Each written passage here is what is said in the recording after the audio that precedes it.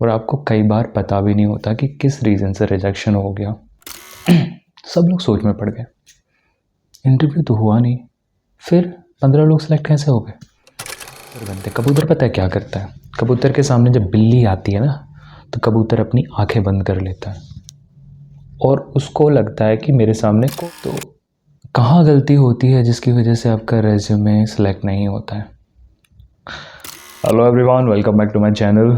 तो यार मुझे 1 साल से ज़्यादा हो गया यूट्यूब पर वीडियो बनाते हुए एविएशन से रिलेटेड, और आप सभी के सपोर्ट की वजह से आज मेरे 30,000 से भी ज़्यादा सब्सक्राइबर्स हो गए हैं। Thank you so much for that.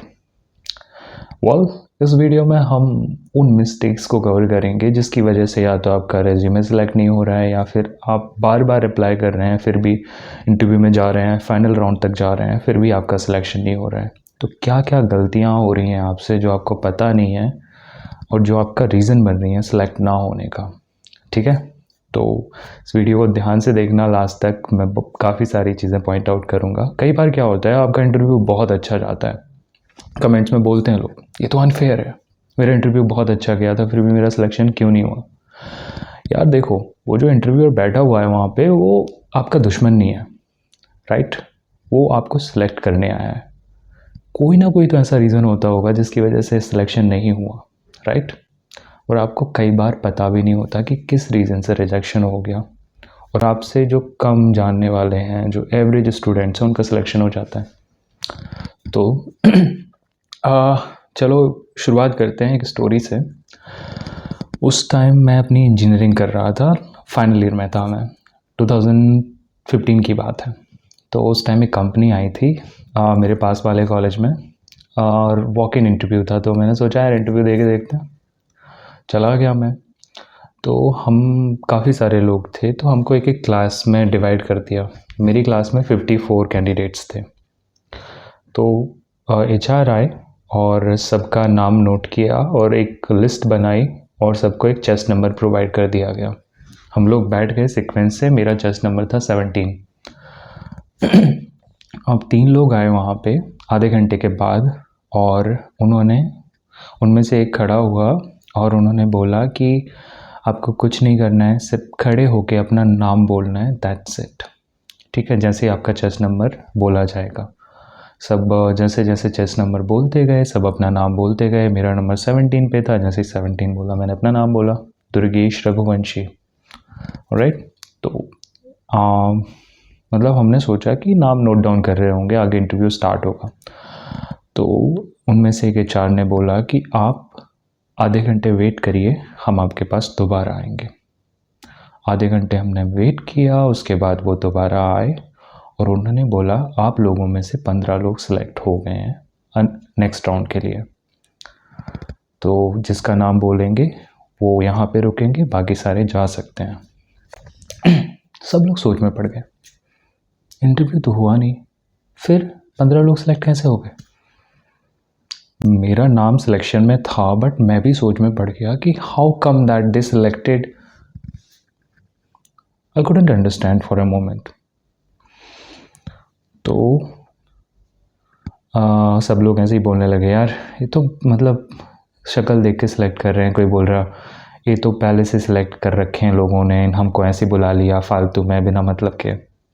जब हम लास्ट सेकेंड राउंड में गए, थर्ड राउंड में गए, तो कुछ सीनियर एम्प्लॉयज़ थे, तो हमने उनसे पूछा। तो उन्होंने बताया कि एक बैंकिंग कंपनी है जिसमें आपको कस्टमर से डील करना होता है। अगर आप अपना खुद का नाम अच्छे से नहीं बोल पा रहे हो, तो आप अपने कस्टमर्स जो हैं उनका नाम अच्छे से कैसे बोल पाओगे। तो इसीलिए आपका जब नाम पूछा गया था, तो वो आपका एक फ़र्स्ट राउंड था। उसमें जिसने अपना नाम अच्छे से बोला था, एक्सप्रेस अच्छे से किया था, उसका सिलेक्शन हो गया, वो सेकंड राउंड में चले गए। तो सबका अपना अपना तरीका होता है, हालांकि अनफेयर हो सकता है, बट अपना तरीका है उनका भी। तो अब आपको पता नहीं था ना मुझे पता था किस रीज़न से रिजेक्शन हुआ। तो ऐसा ही होता है इन इंटरव्यूज़ में। इनको सर्टेन पैरामीटर्स से आपको जज करना होता है, और एक HR एक ऐसी पॉलिसी होती है, ऐसी पोस्ट होती है जो ना केवल सिलेक्शन के लिए ज़िम्मेदार हैं, बल्कि आपकी एंटायर लाइफ में जितना भी आप काम करोगे उसके लिए भी ज़िम्मेदार होते हैं वो लोग। तो हर किसी को नहीं उठा सकते वो लोग, ठीक है? तो मैं आप उन गलतियों को हाईलाइट करने जा रहा हूँ जिसकी वजह से आपका सिलेक्शन रुक जाता है, ठीक है। तो सबसे पहले बात करते हैं हम रेज्यूमे की या फॉर्म फिल करने की। तो कहाँ गलती होती है जिसकी वजह से आपका रेज्यूमे सेलेक्ट नहीं होता है? तो मैंने रेज्यूमे की वीडियोस बनाई हुई हैं, आप उनको देख सकते हैं। जब आप रेज्यूमे बनाते हैं तो उसमें सबसे पहले ऊपर होती है टॉप पर आपकी फ़ोटोग्राफ। अगर आपने प्रोफेशनल ड्रेस में फ़ोटोग्राफ नहीं डाली है तो मोस्ट ऑफ द चांसेस ऐसे होते हैं कि आपका रिजेक्शन हो जाएगा। अगर आपने रेज्यूमे प्रॉपर नहीं बनाया, हर कैसा ही फॉर्मेट डाल दिया, उसमें अच्छे से सिग्नेचर कोड नहीं किए, तब भी आपका रिजेक्शन हो सकता है। आपको प्रॉपर सीक्वेंस में सब कुछ, स्पेशली जो फ़ोटो होती है आपकी, वो प्रोफेशनल होनी चाहिए। ऐसे नहीं, कॉलर शर्ट होना चाहिए, उसमें टाई होना चाहिए, गर्ल्स के लिए कॉलर शर्ट होना चाहिए, प्रोफेशनल लुक होना चाहिए। ऐसे सेल्फी इधर उधर से निकाल के नहीं डालना है, मेन रीज़न यही होता है। दूसरी बात है, आप जो रेज्यूमे है ना उसकी वीडियोस देखो, सिंक्रोनाइज तरीके से अच्छे से बनाओ, उसमें चीज़ें डालो। ऐसा नहीं कि खाली रेज्यूमे छोड़ दिया, थोड़ा थोड़ा लिखा है। किस बेसिस पे सिलेक्ट करेंगे आपको? एक्सपीरियंस में कुछ लिखो, एक्सपीरियंस नहीं है तो आपके अचीवमेंट्स में कुछ लिखो, ठीक है। ये पहली गलती है। दूसरी गलती होती है जब हम फॉर्म फिल करते हैं, फॉर्म फिल करने में बहुत सारे ऑप्शंस आते हैं, हम गलत सलत ऐसे ही फिल कर देते हैं। फॉर्म को प्रॉपरली फिल करो। अगर फॉर्म में पूछा गया है कि why do you want to join this airline, तो उसमें एक अच्छा रीज़न लिखो, उसको खाली नहीं छोड़ना है। और फॉर्म में भी सबसे ज़्यादा रिजेक्शन होते हैं आपकी फ़ोटोग्राफ को लेकर। आपको बोला जाता है कि फुल साइज़ फ़ोटोग्राफ आप डाल देते हो जीन्स पैंट में और कुछ भी। प्रोफेशनल फ़ोटोग्राफ चाहिए होता है वहाँ पे भी। और जब प्रोफेशनल फ़ोटोग्राफ की बात आती है, आप कहीं भी नॉर्मल फोटोग्राफर के पास जाते हो, खड़े होते हो, डाल देते हो। प्रोफेशनल फ़ोटोग्राफ जब आप डालते हो, आपकी ग्रूमिंग प्रॉपर होना चाहिए, फ़ोटोग्राफ प्रॉपर होना चाहिए, और जो पासपोर्ट साइज़ फ़ोटो डालते हो आप, वो भी प्रॉपर होना चाहिए फॉर्म में। इस वजह से आपका सिलेक्शन नहीं हो पाता है, रुक जाता है। अब ये करके देखो, होगा। All right. अब बात करते हैं इंटरव्यू की। इंटरव्यू में क्या होता है? क्वेश्चंस होते हैं, आंसर होते हैं। कई बार आपको देख के ही एक नॉर्मल सा क्वेश्चन पूछते हैं, बोलते हैं निकालो इसको, क्या रीज़न है, सोच के देखो। देखो यार, जब आप चाहते हो तो first impression is the last impression. जैसा आप बनाओगे वैसा ही बनेगा। तो अगर आपका फर्स्ट इम्प्रेशन अच्छा नहीं है तो चांसेस होते हैं कि they do not take, right. तो फर्स्ट इम्प्रेशन किससे पड़ता है? ग्रूमिंग से। ग्रूमिंग में आप लेज़ी हो जाते हो, कुछ भी शर्ट पहन के चले जाते हो, कुछ भी पैंट पहन के चले जाते हो। प्रॉपर ग्रूमिंग की गाइडलाइंस हैं। आप वो जो हायर करने आए हैं उनको पता है कि ट्रेनिंग में आपको सुधार देंगे, लेकिन जो पहले से ही सुधरे हुए हैं, पहले से ही प्रॉपरली ग्रूम्ड हैं, उनको और ज़्यादा आसानी होगी, है ना। तो ग्रूमिंग आपकी प्रॉपर होना चाहिए। लड़कों के नेल्स बड़े नहीं होना चाहिए, लड़कियों के नेल्स बड़े हैं तो उनमें प्रॉपर एक पॉलिश होना चाहिए। ऐसा नहीं फैशन वाला, प्रॉपर प्रोफेशनल लुक में आप पॉलिश करवाओ, नेल पॉलिश, ओके। उसके बाद आप लड़कियां मेकअप लगाना मत भूलना, ठीक है। हमें पता है कि मतलब मेकअप में, बिना मेकअप के आप ज़्यादा सुंदर लगते हो, लेकिन ये एयरलाइन में जाने के लिए मेकअप की ज़रूरत होती है, तो आपको मेकअप करना चाहिए, ठीक है। उसके अलावा लड़के सोचते हैं कि हमारा जो ग्रीनिश शेविंग होती है ना, उसमें हम अच्छे लगते हैं, स्मार्ट दिखते हैं। लेकिन एयरलाइन को आपको कैसे दिखाना है? बिल्कुल क्लीन शेव में स्मार्ट दिखाना है। तो फिर क्लीन शेव करके जाओ, प्रॉपर हेयर कट। ये बाल ऐसे खड़े नहीं होना चाहिए, प्रॉपर हेयर कट, साइड की एक मांग निकली होनी चाहिए, प्रॉपर हेयर कट। जो मैंने वीडियो डाली ना अभी, उसको फॉलो करो, देखो उसमें। अच्छा शर्ट पहनो, नीट क्लोथ्स पहनो, आयरन करके जाओ, आलसी मत बनो। इस टाइम ही आपकी लाइफ डिसाइड करने वाला इंटरव्यू है ना।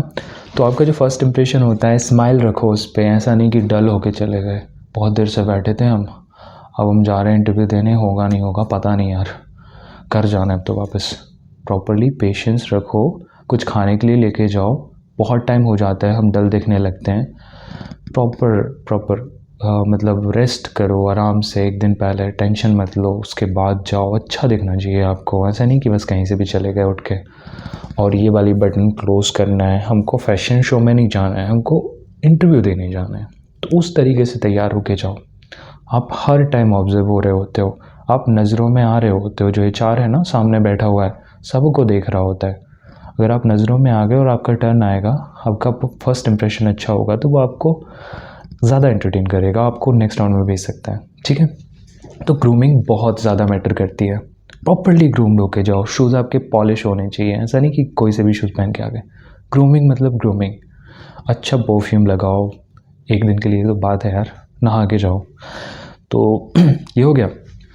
अब इसके बाद आती है उन लोगों की बात जो कि बहुत कुछ जानते हैं। आप किसी और एयरलाइन में थे पहले, अब आप इंटरव्यू देने जा रहे हो उस एयरलाइन में, आप सोचते मेरा हो ही जाएगा। ठीक है, हो जाएगा, वो एक अच्छी बात है, आपका कॉन्फिडेंस बहुत अच्छी बात है। लेकिन आप बिना सुने ही, एचआर की बिना सुने आप सादा बोलते हो। इसको बोलते हैं ओवर स्मार्ट बनना, ओवर टॉक करना। आप एचआर को सुनो पहले, समझो, फिर आंसर दो।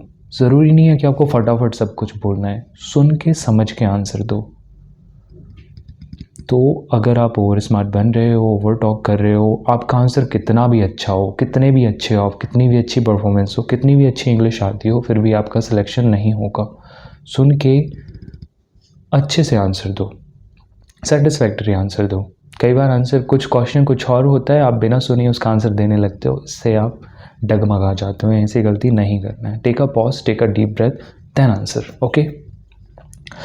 अब कई लोग ऐसे होते हैं जो कबूतर बनते हैं। कबूतर पता है क्या करता है? कबूतर के सामने जब बिल्ली आती है ना, तो कबूतर अपनी आंखें बंद कर लेता है और उसको लगता है कि मेरे सामने कोई नहीं है। ऐसी गलती आप भी करते हो। कैसे? जब आप इंटरव्यू के सामने जाते हो, एक कोई ऐसा क्वेश्चन पूछता है जो आपको नहीं आता है, या फिर बीच में आप अटक जाते हो, तो यार समझ में आया? मतलब आप ऐसा रिएक्ट करने लगते हो कि इंटरव्यूअर को समझ में नहीं आ, मतलब ये इंटरव्यूअर स्किप कर रहा है ये चीज़। इंटरव्यूअर बिल्ली है यार, वो सब कुछ देख रही होती है, तुम कबूतर हो, ख़त्म। ओके। इस कंडीशन में क्या है कि आपकी जो भी लाइन आप बोल रहे हो वो क्लियर होना चाहिए, प्रॉपर होना चाहिए।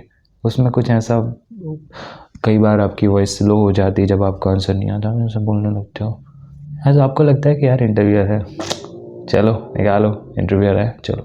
नहीं, इंटरव्यूअर सब कुछ नोट कर रहा होता है उस टाइम भी। ठीक है, ये गलती नहीं करना है, आपको क्लियर कट बोलना है। अगर आपको किसी चीज़ का प्रोनाउंसिएशन नहीं आ रहा है तो आपकी गलती है वो, आप उसको घुमा नहीं सकते हो इंटरव्यूअर को। ठीक है, बहुत दिन से इंटरव्यू ले रहा है वो बंदा, बहुत लोगों को निकाला है उसने। ठीक है, ऑल राइट। अब कई बार क्या होता है इंटरव्यू में, मतलब रेज्यूमे जो होता है उसमें आप स्पेलिंग मिस्टेक कर देते हो, कोई बहुत बड़ी गलती कर देते हो, ग्रामेटिकल मिस्टेक कर देते हो, वो भी मायने रखती है। अगर आपने ज़्यादा बड़ी गलती की है तो प्रॉब्लम हो सकती है। Okay, alright. Don't think you will prepare after interview. हाँ, अब आपको लगता है कि आप इंटरव्यू के बाद जब ट्रेनिंग में जाओगे तब सब कुछ प्रिपेयर करोगे, तब आप बहुत अच्छे ग्रेड लाओगे, लेकिन आपको पहले से प्रिपेयर्ड होके आना है। जिस कंपनी का इंटरव्यू है उस कंपनी के बारे में नॉलेज रखो, उस कंपनी के बारे में पढ़ लो, क्योंकि वो पूछ सकते हैं why do you want to join our company. फिर क्या बोलोगे? कुछ नहीं बोल पाओगे। इसीलिए जब आप इंटरव्यू देने जाते हो पहले कंपनी के बारे में रिसर्च करके रखो। ठीक है। हाँ, कई बार क्या होता है, हम ना ऐसा प्रिटेंड करते हैं कि we are from some other country, कोई स्टार्ट ऑफ फेक और accent, and the way I am speaking right now, don't, it's okay, you're Indian, your accent is normal, it is okay, right? Don't pretend to be someone else, don't pretend to fake your accent, okay? Be natural, be normal, all right? So this mistake also you commit sometimes. And the most important thing is that matters not how active you are, doesn't matter, but if you are firm and aggressive, this company is not going to hire you. So whenever you are in the interview, be polite and gentle. The politeness should be in your nature. When you're talking, there should be a politeness, right? Because matters not how intelligent you are, how's your English, how is your communication skills, doesn't matter. अगर आप polite नहीं हो तो आप कैसे convey करोगे अपने message को, कैसे कन्विंस करोगे किसी को? तो अपने नेचर में पोलाइटनेस लाओ, राइट? बहुत सारी छोटी छोटी चीज़ें मैटर करती हैं, आप आंसर कैसे करते हो और वो आपको किस बेसिस पे जज करते हैं। कई बार क्या होता है, लोग बिना प्रिपरेशन के चले जाते हैं, आपको इंग्लिश में इंटरव्यू होने वाला है और अब आपको उस लैंग्वेज के बारे में अंडरस्टैंडिंग नहीं है और आप इंटरव्यू दे रहे हो जाके, तो होगी ना ये गलती। तो प्रॉपर प्रिपरेशन करो, प्रॉपरली क्वेश्चन आंसर की प्रैक्टिस करो। आपको पता है कि मेजरली क्या पूछते हैं। Why do you want to be a cabin crew? Why should we hire you? how did you spend your last weekend? How did you spend your last birthday? And कुछ भी पूछ सकते हैं वो, कुछ भी। आपका introduction mainly, and what do you expect from our company, ठीक है? Who inspires you? Who motivates you? What motivates you? So these are the questions which are common. What are your weaknesses? What is your strength? So these are the questions. Okay. So thank you so much, guys. If you like this video, please subscribe to my channel. I will be coming up with few more videos. All right. Thank you so much. Bye.